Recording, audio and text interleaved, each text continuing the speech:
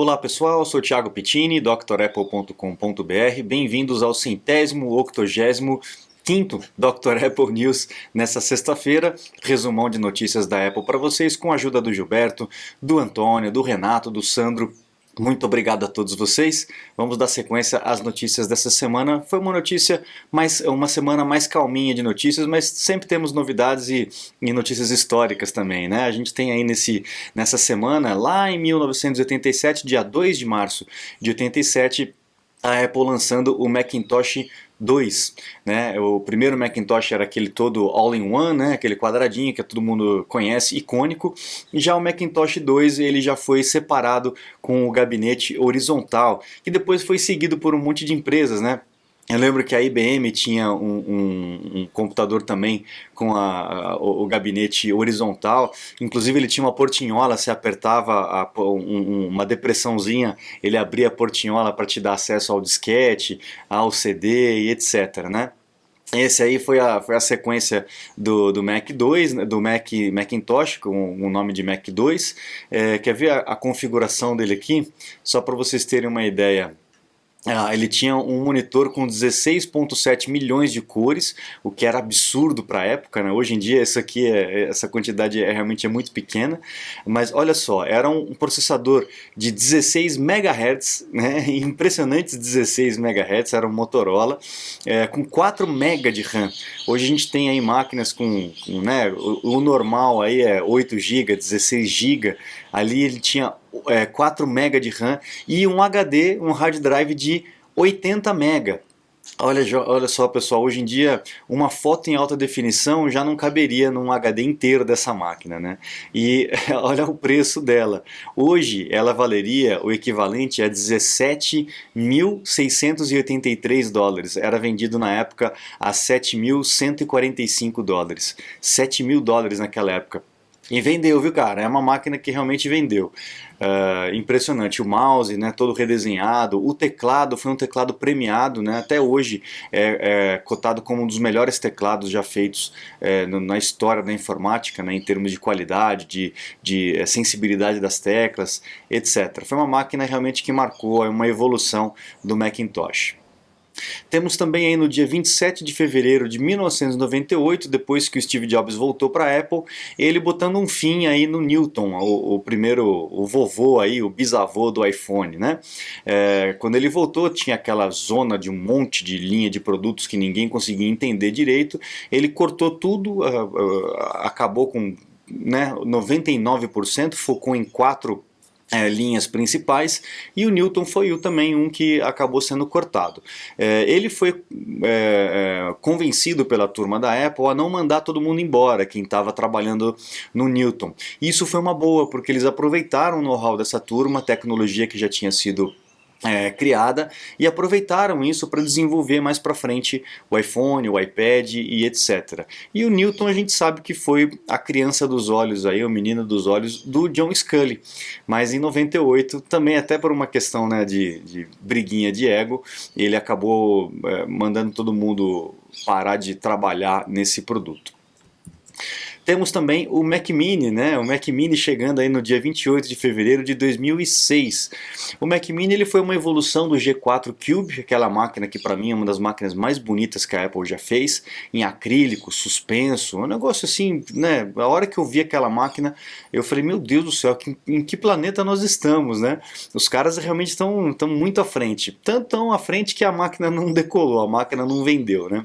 Mas para mim é uma das máquinas mais bonitas. Depois que a Apple fez a transição para o processador da da Intel, eles aproveitaram essa mesma ideia do Cube, né, e fizeram o Mac Mini, que é um Cube, entre aspas, né, com altura reduzida. Então é só o gabinete, para vocês terem uma ideia, olha só a fonte. A fonte é praticamente metade do tamanho da CPU. Então a Apple já vem trabalhando nessa questão de diminuir o tamanho da placa lógica e etc. E aí chegou no Mac Mini, que é uma máquina também que faz muito sucesso hoje em dia. Agora nós temos o Mac Mini com o processador Apple Silicon, com M2, que está espetacular, hein? É uma máquina realmente que vale muito a pena. Bom, iTunes, né? 2 anos depois do lançamento do iTunes, em 26 de fevereiro de 2008, ela já era a segunda maior loja em vendas aí de músicas nos Estados Unidos. Imagina, lá nos Estados Unidos que tinha aquelas lojas enormes que vendiam CDs, vinis, etc. Em 5 anos, menos de 5 anos, já se tornou a segunda maior revendedora de música nos Estados Unidos. Então pegou a indústria mesmo de calça curta e virou tudo de ponta cabeça, né? Foi realmente uma revolução. Você está desperdiçando seu iPhone, iPad, Mac? Ganhe tempo e produtividade com nossos cursos. Você vai aproveitar melhor seu Apple. Matricule-se em drapple.com.br. Agora para as notícias seculares, as notícias da semana, a gente tem aí o iPhone 15 sendo feito com um processador de 3 nanômetros, né? Isso vai dar uma capacidade para o processador bem maior do que era anteriormente, e a Apple está apostando que essa capacidade e esses novos recursos que o processador vai oferecer vai reaquecer o desejo e a necessidade das pessoas aí de trocar de aparelho. A gente tem falado a respeito disso já ano após ano, que as pessoas têm trocado o iPhone com menos frequência, com uma velocidade menor, talvez por conta de preço, talvez por conta de não enxergar uma tecnologia tão diferente de um para o outro. Então as pessoas geralmente estão esperando mais para poder trocar de iPhone, na média, né, do que fazia antigamente. Lançava um, pô, já trocava, lançava, já trocava. Então a Apple está apostando que uma mudança no processador possa realmente alterar aí um pouco esse comportamento. A gente tem muitos outros fatores, né, que atrapalham essa questão, né, que incomodam essa questão. Então a Apple vai ter que se mexer para poder reaquecer essa mudança de iPhones mais constante. A Apple, há um tempo atrás, não me lembro exatamente quanto, né, acho que um mês atrás mais ou menos, tinha diminuído o valor de troca de iPhone, de iPad e de Mac, né? Lá nos Estados Unidos e em outros países aí você leva o teu equipamento, a Apple compra de você, né, e te dá um desconto na compra de um equipamento novo. O valor geralmente é bem pequeno, né, comparado com uma venda particular, né, obviamente, mas é cômodo, né? Você vai lá e já resolve tudo o que tem que resolver. Então a Apple, há um tempo atrás, diminuiu esse preço. Agora tem essa notícia aí do Julie Clover dizendo que a Apple aumentou o preço. Então tá parecendo Black Friday no Brasil, né? Tudo pela metade do dobro. Então não estou entendendo muito bem qual que é a ideia da Apple aí, mas aumentou um pouco o valor de troca aí dos equipamentos. Mas também dá com uma mão e tira com a outra, né? Aumentou aí o preço das trocas de bateria. Isso aí a gente já tinha falado que ia acontecer, né? Já tinha antecipado aqui e realmente aconteceu. A gente já tem visto um aumento de preço para troca de bateria para iPhone, para iPad, para Mac nas assistências oficiais, né, autorizadas. É óbvio que isso faz parte de todo esse inflação que aconteceu, a quebra de cadeia de suprimentos, etc., e tudo isso que a gente tem passado aí nos últimos anos. Obviamente que esse aumento ia chegar também na Apple.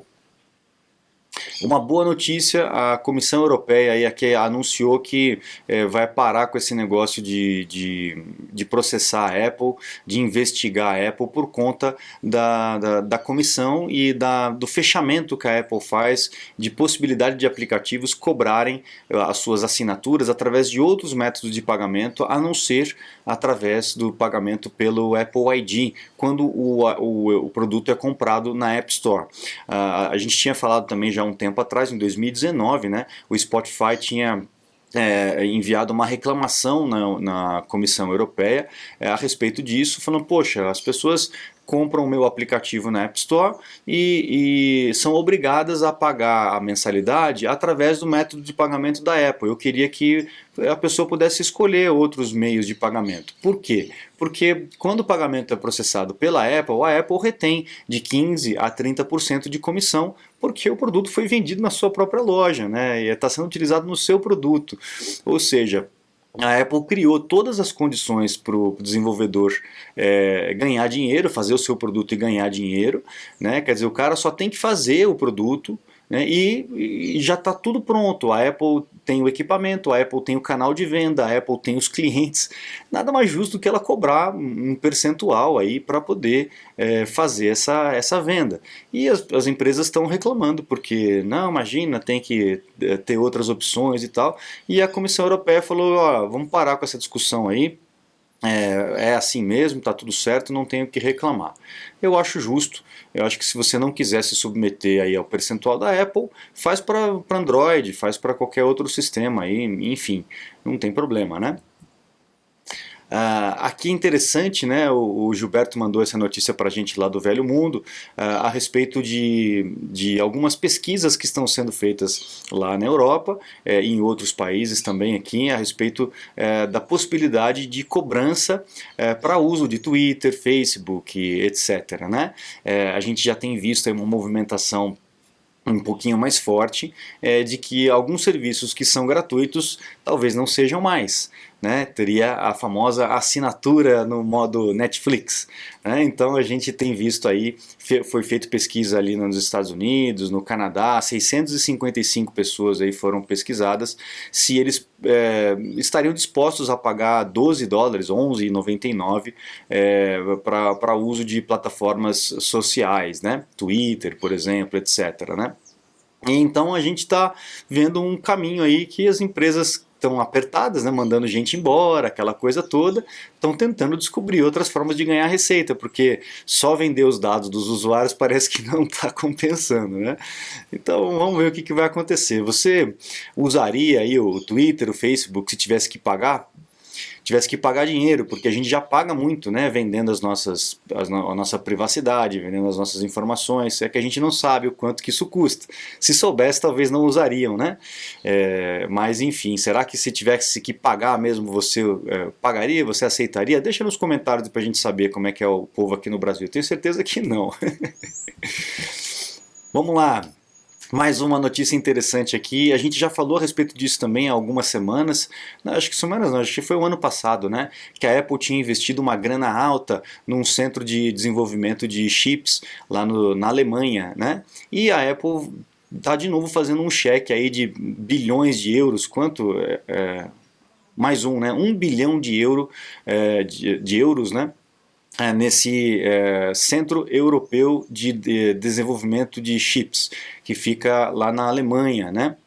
É uma empresa que é vinculada com a Apple e que está desenvolvendo ali os chips de 5G, de comunicação ali para a Apple. A Apple está querendo parar de utilizar os chips de outras empresas, né, da Qualcomm, por exemplo, e fazer o chip in-house, assim como fez o processador dos equipamentos. Saiu da Intel e fez o próprio processador, quer fazer a mesma coisa com os chips. E não estava conseguindo, né, mas o esforço continua, né? A gente estava na expectativa de ter esse chip já agora nesse iPhone 15, não rolou, talvez vai demorar um pouco mais, porque não é um negócio simples de fazer, mas a Apple continua forçando, né? E disse que o pessoal lá na Alemanha é bem comprometido com o trabalho, então mais grana para eles, para desenvolverem, quem sabe a Apple também se livra da Qualcomm e tenha um chip próprio com mais integração, com mais segurança e etc. Eu acho isso excelente, quanto mais a Apple conseguir fazer as coisas dentro de casa, melhor, né? É isso, pessoal. A gente encerra aqui o Dr. Apple News dessa sexta-feira. Acesse o site, lá tem o curso do macOS Ventura, tem o curso do iOS 16 para vocês se matricularem e aprofundarem no sistema novo aí que a Apple tem para os nossos equipamentos, utilizarem melhor, ganhar mais tempo e produtividade, e também lá você encontra os meus contatos, caso você precise de um suporte, uma consulta técnica online, a gente agenda, faz tudo remotamente aí no conforto da sua casa, do seu escritório. Legal? Eu fico à disposição de vocês, muito obrigado, um grande abraço e até a próxima. Tchau, tchau.